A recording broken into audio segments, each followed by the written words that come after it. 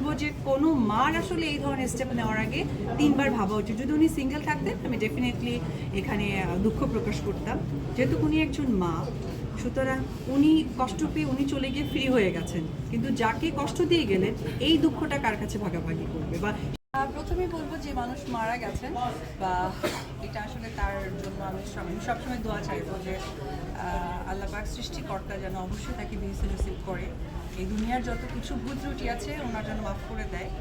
তবে আমি একটি কথাই বলবো যে ব্যাখ্যা দিতে চাই না, বাট কথা একটা বলতে চাই, সেটি হচ্ছে উনি হয়তো বা কোনো একটা সাইড থেকে কষ্ট পেয়েছে, ডিপ্রেশন হয়েছে, যার কারণে উনি এত বড় একটা অ্যাটেম্প নিয়েছেন।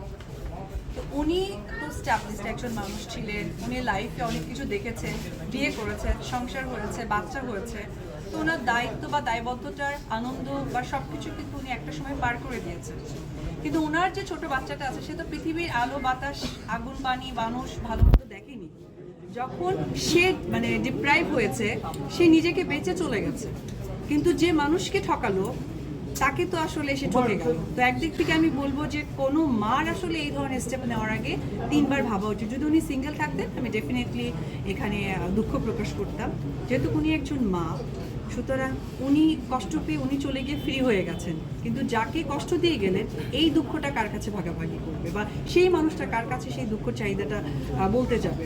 তো আমি একটি কথাই বলতে চাই যে আসলে নিজের সুখের থেকে যখন কারো দায়িত্ব আমার কাছে চলে আসে তার সুখটা